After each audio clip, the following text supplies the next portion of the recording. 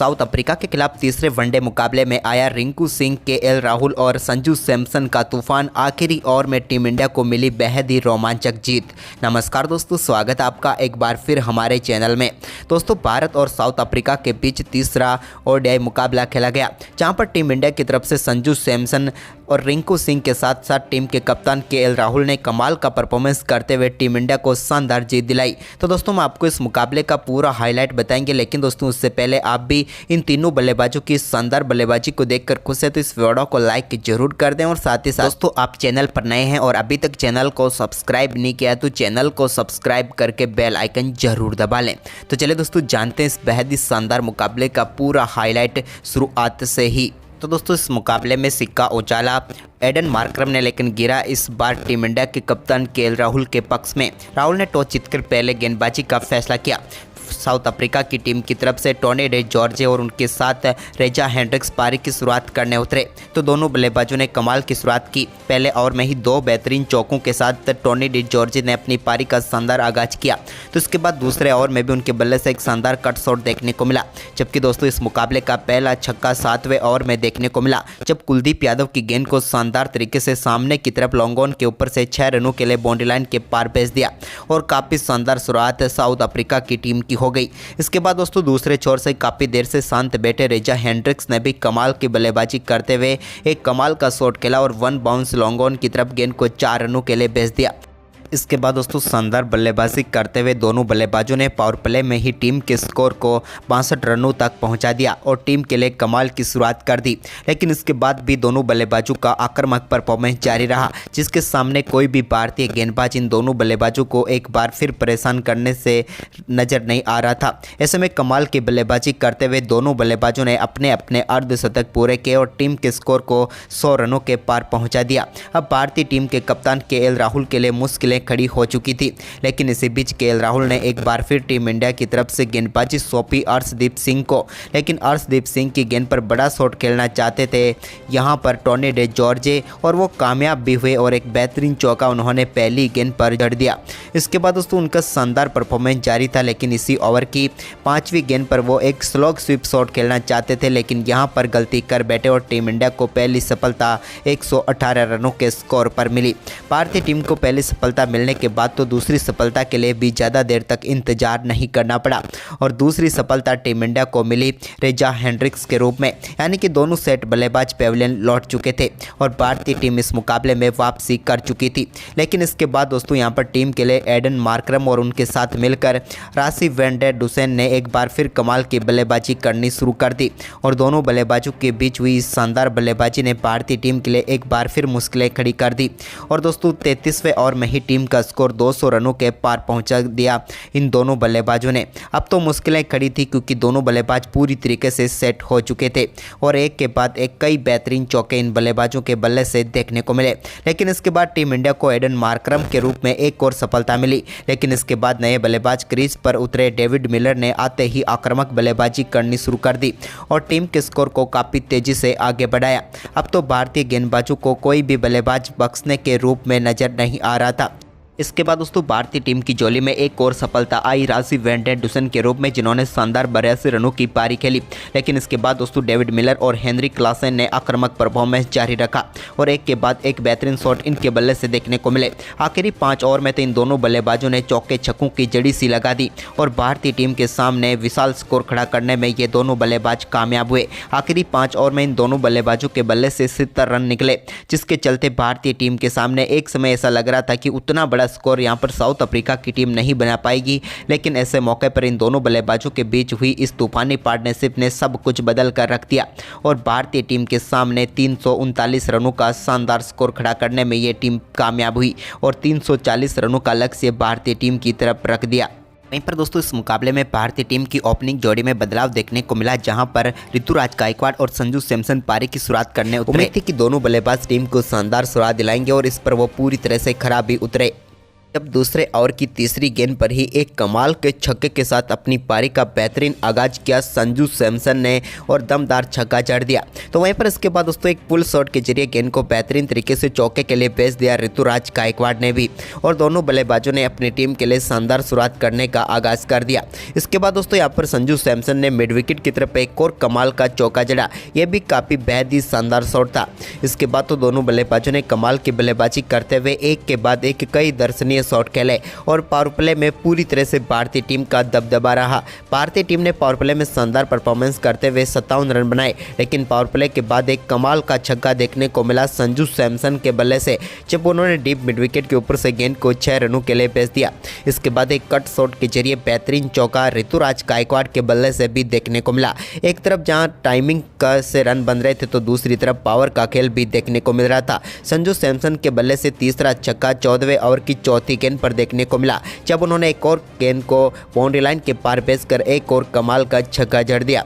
इसके बाद दोस्तों ऋतुराज गायकवाड़ भी 15वें ओवर में एक और कमाल का चौका लगाने में कामयाब हुए। अब दोनों बल्लेबाज सत्य की साझेदारी की तरफ भी बढ़ रहे थे तो अर्धशतकों से भी ज़्यादा दूर नहीं थे, लेकिन यहाँ पर कारनामा किया संजू सैमसन ने, जब उन्होंने 16वें ओवर की तीसरी गेंद पर एक बेहतरीन चौके के साथ दमदार परफॉर्मेंस करते हुए अर्धशतक की तरफ बढ़े, लेकिन वो 49 रनों पर पहुंच गए। इसके बाद दोस्तों यहाँ पर ऋतुराज गायकवाड़ जो कि कमाल की बल्लेबाजी कर रहे थे, उन्होंने अपना अर्धशतक पहले पूरा कर लिया और यहाँ पर दोनों बल्लेबाजों के बीच सत्य की साझेदारी भी हो गई और ऋतुराज गायकवाड़ ने कमाल की बल्लेबाजी करते हुए अपना अर्धशतक भी पूरा कर लिया। इसके बाद संजू सैमसन के अर्धशतक की पारी थी तो उन्होंने भी दोस्तों एक बेहतरीन कट शॉट खेलते हुए गेंद को सीधे बाउंड्री लाइन के पार भेजा और कमाल की बल्लेबाजी करते हुए अपना बेहतरीन अर्धशतक पूरा कर लिया। संजू सैमसन से जिस प्रकार की पारी की उम्मीद थी वो यहां पर देखने को मिली और इन्होंने 45 गेंदों पर शानदार बल्लेबाजी करते हुए अपना दमदार अर्धशतक पूरा कर दिया और अपनी वापसी का भी ऐलान कर दिया। इसके बाद दोस्तों अर्धशतक के बाद उनके बल्ले से एक और सामने की तरफ कमाल का छक्का देखने को मिला, यह भी एक अद्भुत शॉट था जिस पर उन्होंने अद्भुत ही शॉट खेला। इसके बाद दोस्तों एक और शानदार गेंद थी जिस पर उनके बल्ले से एक और कमाल का चौका बैकवर्ड स्क्वायर लेग की तरफ देखने को मिला, लेकिन इसके बाद दोस्तों 19वें ओवर में टीम इंडिया को पहला झटका ऋतुराज गायकवाड़ के रूप में लगा, जब उनके बल्ले का किनारा लेकर गेंद विकेट कीपर हेनरिक क्लासन के हाथों में चली गई। उनके आउट होने के बाद तिलक वर्मा क्रीज पर उतरे तो उन्होंने आते ही बेहतरीन चौके के साथ अपनी पारी का शुरुआत किए। तो वहीं पर इसके बाद दोस्तों उन्होंने भी संजू सैमसन के साथ मिलकर 30 रनों की बेहतरीन पार्टनरशिप की और भारतीय टीम का स्कोर 145 रनों तक पहुँचा था। तभी एक और बड़ा शॉट वो खेलना चाहते थे, लेकिन इसी बीच अपना केस थमा बैठे वो मार्को येंसन को और भारतीय टीम को 145 रनों के स्कोर पर दूसरा झटका लगा। इसके बाद तो यहां पर वापसी करती हुई नजर आई साउथ अफ्रीका की टीम, लेकिन इसी बीच क्रीज पर उतरे नए बल्लेबाज के तौर पर श्रेयस अय्यर ने भी कमाल की बल्लेबाजी करते हुए एडन मार्करम की गेंद पर एक कमाल का छक्का डीप मिड विकेट के ऊपर से जड़ दिया। यह उनके बल्ले से निकला हुआ कमाल का शॉट था। तो वहीं पर इसके बाद संजू सैमसन ने भी एक शॉर्ट गेंद पर शानदार तरीके से गेंद को 4 रनों के लिए बाउंड्री लाइन के पार भेज दिया। तो इसके बाद दोस्तों यहाँ पर 31वें ओवर में एक और कमाल का छक्का देखने को मिला श्रेयस अय्यर के बल्ले से, जब उन्होंने गेंद को एक बार फिर से लॉन्ग ऑन के ऊपर से 6 रनों के लिए बाउंड्री लाइन के पार भेजा। अब दोनों बल्लेबाजों के बीच शानदार 50 रनों की पार्टनरशिप हो चुकी थी और कमाल का परफॉर्मेंस लगकर ये दोनों बल्लेबाज पूरी तरह से सेट थे। लेकिन तभी दोस्तों एक शॉर्ट गेंद पर श्रेयस अय्यर एक और बड़ा शॉट खेलना चाहते थे, लेकिन यहाँ पर वो गलती कर बैठे और 189 रनों के स्कोर पर भारतीय टीम ने श्रेयस अय्यर के रूप में एक और महत्वपूर्ण विकेट गंवा दिया। अब भारतीय टीम थोड़ी मुश्किलों में फंसी हुई थी, क्योंकि अब 18 ओवर में भारतीय टीम को जीत के लिए चाहिए थे 147 रन। लेकिन दोस्तों इसके बाद केएल राहुल और संजू सैमसन क्रीज पर मौजूद थे तो दोनों बल्लेबाजों ने सिंगल डबल के साथ टीम के स्कोर को आगे बढ़ाया। इसके बाद दोस्तों 35 ओवर में भारतीय टीम ने 200 रनों का आंकड़ा छुआ, लेकिन अभी भी 136 रनों की जरूरत थी 15 ओवर में मुकाबला जीतने के लिए। इसी बीच संजू सैमसन ने एक कमाल का शॉट खेलते हुए गेंद को एक बार फिर से लॉन्ग ऑन के ऊपर से 6 रनों के लिए बाउंड्री लाइन के पार भेजा।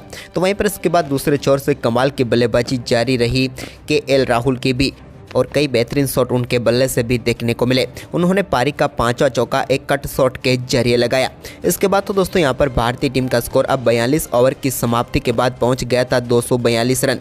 लेकिन इसी बीच केएल राहुल ने कमाल की बल्लेबाजी करते हुए एक और कमाल का छक्का जड़ दिया, जबकि दोस्तों उन्होंने सिंगल डबल व चौके छक्कों के शानदार कॉम्बिनेशन के साथ 52 गेंदों पर अपना शानदार अर्धशतक पूरा किया।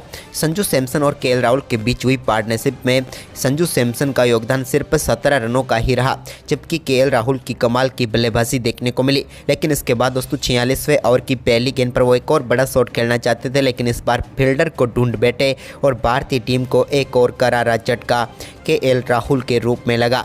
लेकिन दोस्तों अब भारतीय टीम मुश्किलों में थी, क्योंकि अब बची हुई 28 गेंदों पर भारतीय टीम को मुकाबला जीतने के लिए चाहिए थे 76 रनों की जरूरत थी। लेकिन इसी बीच दोस्तों नए बल्लेबाज क्रीज पर उतर चुके थे रिंकू सिंह।